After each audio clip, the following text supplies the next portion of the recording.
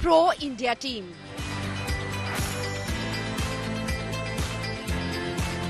Big two positions to India supporters. India caucus, Mike Waltz, new US NSA. Marco Rubio, the new US State Secretary. India-US ties to remain strong under Trump. Donald Trump's pro-India message. So when we talk about Donald Trump's team that's coming together in the United States of America, it's not just India, it's the entire world that's looking at Trump 2.0 and the team that he's putting together. Because every member of that team will have a critical role to play, whether internally or externally. What do they think?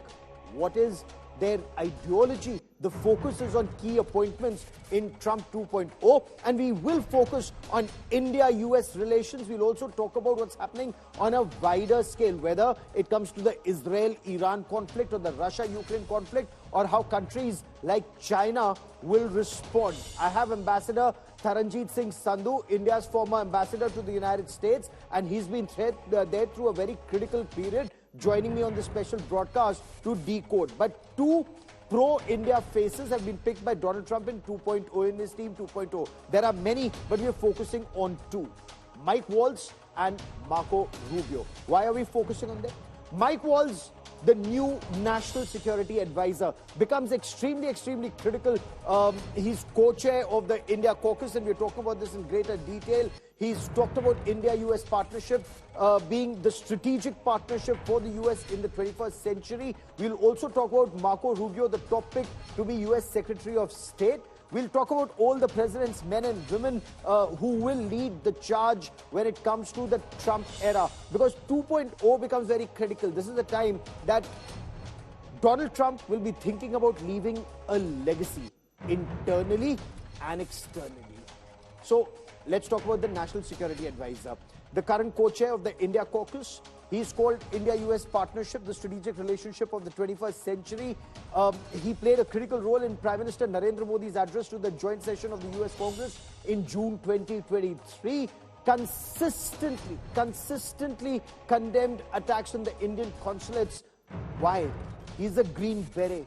He was in the US Army. He was a colonel in the US Army. He's had extensive tours of duty in Afghanistan. So he knows Pakistan inside out. If we were to talk about Marco Rubio, likely to be Secretary of State, Senator from Florida, he's the one who introduced that US-India Defense Cooperation Act, July 2024.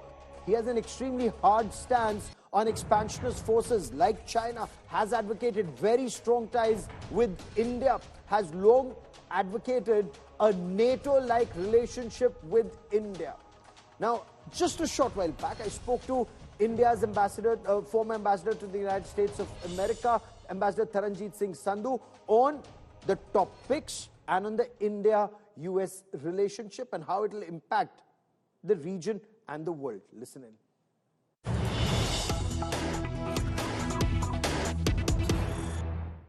So the president-elect in the United States of America, Donald Trump, is now putting together his team. And to decode Donald Trump in the White House, with me is Ambassador Taranjeet Singh Sandhu, India's former ambassador to the United States of America.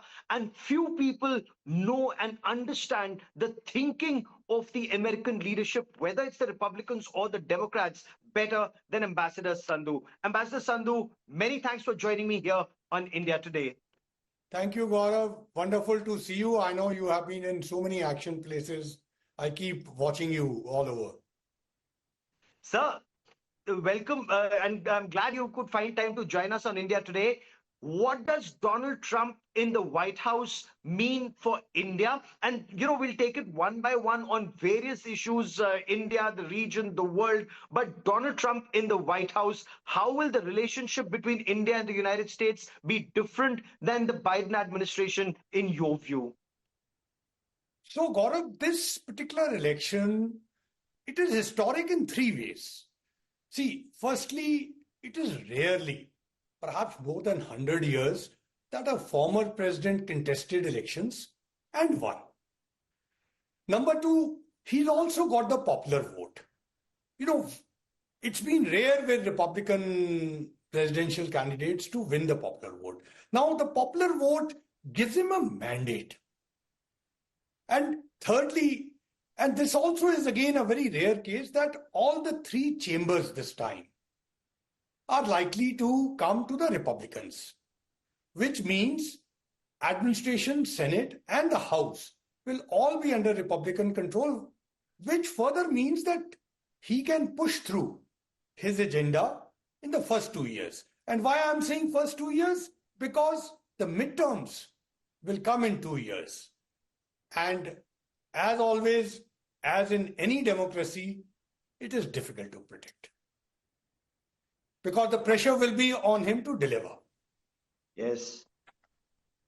And there's so much hope with which he's entering White House in terms of what he's promised, the kind of mandate the United States has given to him. But if we were to talk about India specific, and we're looking at his team that's coming together, the team that campaigned for him, his vice president, other people how do you see all of them coming together, and how does that work for India? I think you very correctly pointed out, and you mentioned about his vice presidential candidate. He's going to be a very important part. And in coming years, you will see him emerging because he's very young. He had very recently got elected as a senator, and I was there that time. But one of the less known parts, we all know it, but we often miss it, is the influence of his wife, Usha Vance. Usha Chilkuri, of course, from Andhra, Telugu, but she's going to be the first second lady. However, she's been a very powerful influence on him. And you have to only read his bestseller, Hilly Billy Elegy, or watch, most of your audience now can go to Netflix. The movie is available there. Watch it. And you will see the influence of his wife. And he has himself admitted that in his success, she's played a very, very important role. And she's always been a topper. And remember, Yale, Cambridge, that's the background. And her grandfather, ask any of the IITians, he's a legend there, Rama Shastri. So that's the first important influence. But let's come to the cabinet or the close advisors that are being assembled. So far, the choices have been well regarded. So let's take those choices one by one, Ambassador. Yeah, let's begin with Mike Waltz. He's known as the warrior diplomat. His choice to be his national security advisor. How do you look at the warrior diplomat who's anyway said that 21st century is, for the US, India is the most important partnership? But how do you look at Mike Waltz as NSA, sir? So just before I come to Congressman Mike Waltz, with whom we have had a great relationship, he's a great believer in India-US partnership, and personally too, both him and his wife, I've had a excellent, outstanding relationship. But I also want to mention about the Chief of Staff, Susie Wiles. This is the first female Chief of Staff. And Chief of Staff is a very critical appointment in the United States. And Susie Wiles has led the successful campaign of President Trump. And she's highly regarded and respected by him and the rest. She's a bridge builder, and therefore she's a performer. That's a very positive thing to watch in this selection, as I'm seeing it. Now, let's come to Congressman Mike Waltz, as you said. Firstly, Congressman Mike Waltz is going to have a cabinet rank this time. President Trump has declared that. And he's an army veteran. He's a colonel. He has served in Afghanistan. So he knows the war. And today, since it's a Veterans Day, he's highly respected in the US. And when I say he's one of our strongest supporters on Capitol, this is no exaggeration. Just look at his statements, on India-US strategic partnership. He wrote an article in 2021 in Foreign Policy where he used the word most consequential relationship. He has strongly asked for priority to be given to US-India partnership. And there he has spoken about everything. I mean, I'm sure those areas, you want to talk about Pakistan, you want to talk about China, but also about the new emerging technology partnership between United States and India. And that's why this relationship has moved to a partnership. IT, digital, cyber security. These are the areas which Mike has spoken about. And, his wife, Julia, by the way, she was the domestic policy advisor to President Trump last time. So this is a power couple. And with him, we have certainly focus coming to India. I'm sure you have seen many of his interviews. They are floating around today. But something, again, wonderful to remember is that he co-led the congressional delegation to last year's Independence Day celebrations. And, the Prime Minister himself acknowledged the presence of this CODEL. And he, of course, has a good relationship with both our National Security Advisor and External Affairs Minister. So having him as NSA is definitely a positive for United States-India partnership. Incidentally, the outgoing NSA was also very positive on India-US. And we have seen that. I think ISET is a wonderful product where both our NSA and Jake Sullivan contributed. So this will only deepen and go further. In fact, I remember interviewing you once earlier where you'd said that India's biggest advantage, or what's that effect, whether it's the Republicans or the Democrats, our relationship remains on a high. But if we were to specifically talk about the NSA and US-China relations, given the statements that have been made by Donald Trump, do you see China nervous or uncomfortable with this team coming together? See, along with NSA, if the likely, what is equivalent of External Affairs Minister, the Secretary of State, in the US system, he's the number 2. He's actually designated as number 2. And that's going to be Senator Marco Rubio. And just 2-3 things I want to mention about him, and then both combined take your question. Firstly, he's a strong supporter of India-US strategic partnership. Again, and here I want to point out, in June of 2020, at the time when Galwan aggression happened, he spoke to me and with a clear expression of solidarity with India. Look, at that time, there were not many who were coming out. He came out, and that tweet is for everyone to see. So he's a person who stood with India during the time of aggression. And that's why I want to point out to that. He, of course, has been a great advocate of India-US defense cooperation.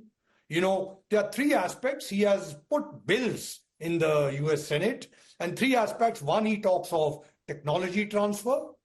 Second, he talks of ban on military aid to Pakistan. And third, CATSA exemption. So I think all these 3 will indicate to you that both these people who are going to be in the critical strategic positions have a very positive approach towards India. And that, since I am a retired diplomat now, I can certainly venture some of India's not friendly countries may be a bit worried. Now, if you see the statements of both these people on our northern neighbor, I think they are very, very explicit. And mind you, I want to mention here that the northern neighbor in the United States, domestic politics has become an issue. And they have no one else to blame but themselves.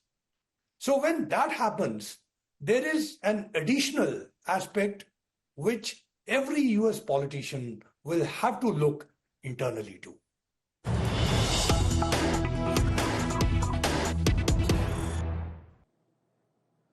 And this entire interview is on India Today Digital.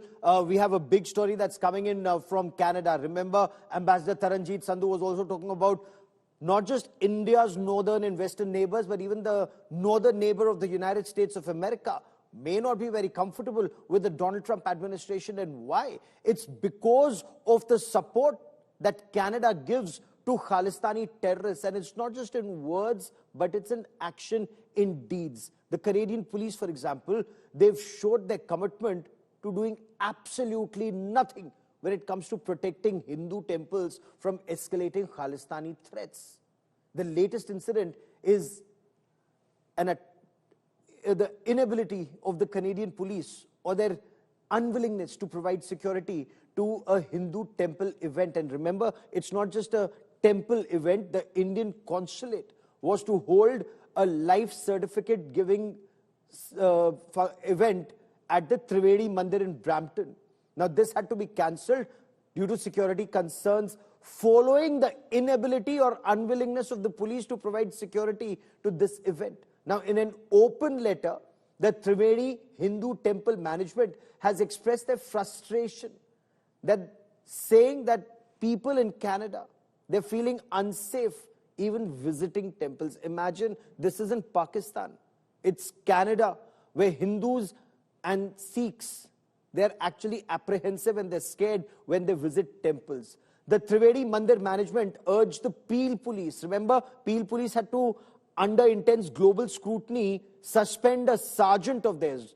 Not some rookie. A sergeant had to be suspended because he was a part of the Khalistani protests. So that is how compromised police are in Canada.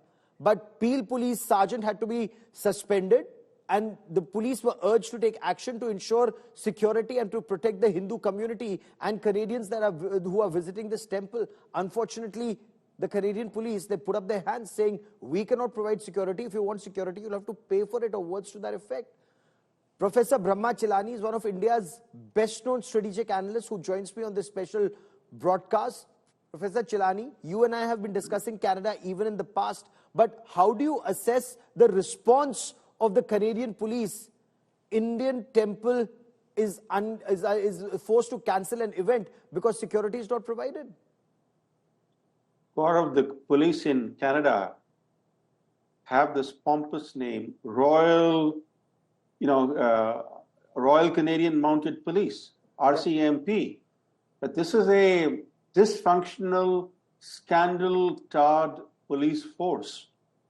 This is a police force that has faced criticism in Canada for a long time for being incompetent, inefficient, and being racked by scandals, one scandal after another. And we have seen how compromised this police force is from their own investigation of Air India bombing in 1985. Yes. That not a single perpetrator of that horrific bombing was brought to justice in Canada.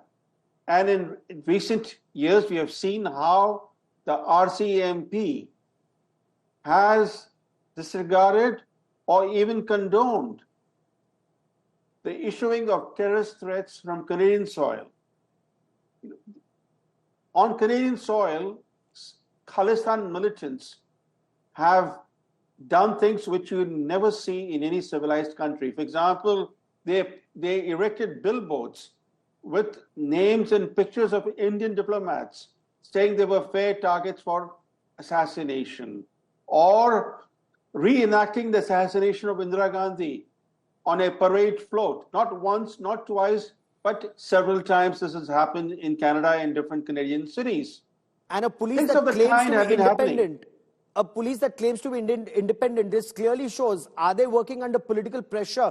Are these Justin Trudeau's administration's instructions to the police? Because I would fail to understand, because if in India something like this were to happen, if pictures of Canadian diplomats were put up with their phone numbers and addresses and saying that this is where you can find them and target them, they'd be hell to buy for the whole world. Exactly. Imagine if there was a American designated terrorist or Canadian designated terrorist operating from Indian soil and making threats against specific American flights or Canadian flights. How would Canada or the US react? But we have this guy, Pannoon, who's a dual US and Canadian citizen, who from American and Canadian soil has been targeting Air India and making threats against specific Air India flights. And his threats against specific Air India flights go all the way up to November 19. Yes. So telling people don't travel by these Air India flights because your life would be in danger. This is happening, from Canadian soil and from American soil. Now, I want to, for a moment, draw your attention to the new Donald Trump team that's being put together. And just a short while back, I'd put some of these questions to Ambassador Taranjit Singh Sandhu, former ambassador to the US. What is your appreciation of the people who are coming in as, for example, the National Security Advisor of the United States of America, or the likely candidate, Marco Rubio as likely Secretary of State? Do you see a change, a shift in this policy? Definitely. But for Justin Trudeau, Trump's return to the White House is a nightmare come true. Trump has made fun of Trudeau repeatedly. He has called Trudeau very dishonest and weak. He has called him far left lunatic. And recently, just 3 months ago, Trump repeated his old claim that Justin Trudeau is not the son of Pierre Trudeau, but he said, could be the son of Fidel Castro, the late Cuban dictator. So he's been mocking Justin Trudeau, and the new national security team, as well as the economic team that Trump is assembling,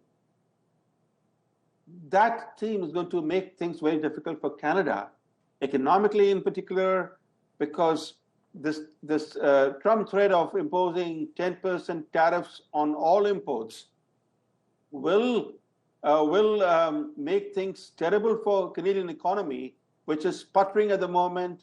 It could even be pushed into recession. As we all know that Trudeau is very unpopular in Canada. Yes. And Trump's return could actually precipitate the collapse of Trudeau's political fortunes. But speaking about Trump and India, Trump's team in India, I think that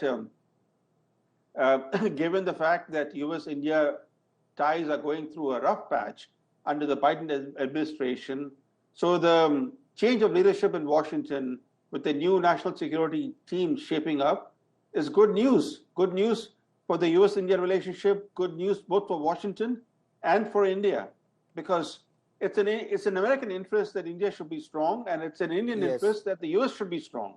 Oh, absolutely. And all these Khalistani elements, these criminals, the mafia, the gun runners, the human traffickers, the drug smugglers, the Pannu type elements, all of these, Canada is even scared to name Arsh Dalla, whether, he's in jail and whether he's the one who's been shot at. The criminal gangs that operate in Canada. Will Canada be forced to act against them? And will the US now, if there are people like, Mr. Patel, Ash Patel, who's likely to take over, as some say, maybe CIA director, FBI director, or Attorney General, or somebody big in the national security apparatus. And Kash Patel is somebody who's very clearly talked about draining the swamp, going after corrupt FBI officers who pursued political ends. If all of this were to happen, then elements like Pannu would be in trouble? Well, that depends largely on the Trump administration's ability to rein in the deep state. The deep state in Trump's first term Yes. caused a lot of problems for Trump. It undermined his presidency. It created the Russia collusion hoax. It leaked information repeatedly to the US media. It was responsible for the 2 impeachments of Donald Trump as president. So the main task that Trump faces today is to find loyalists. Yes. Loyalists in charge of the CIA, FBI, and as well as a loyalist as the Director of National Intelligence. Unless he can bring these intelligence agencies and security agencies under control, his presidency could be undermined again. Because who's behind? Who's giving shelter to Canada and to Trudeau to do what he is doing against India? It's the American deep state. It's the American deep state that shared sketchy intelligence with Ottawa and set Trudeau against India. It is the US deep state that is playing the Khalistan card against India. That's the story Gaurav, we'll be tracking. The most important thing that we often tend to forget is the way they're playing the Khalistan card against India. Absolutely. On the eve of Modi's visit to the US for the Quad Summit in September, the White House hosted Khalistan militants, and senior administration and intelligence officials briefed these Khalistanis in the White House. And these are stories we'll be tracking very, very closely. I've run out of time on this part of the show, but let's see if Trump is actually able to drain the swamp and clean the system in Washington, D.C. We'll track that closely. Professor Chilani, for joining me here on India First, as always, many thanks.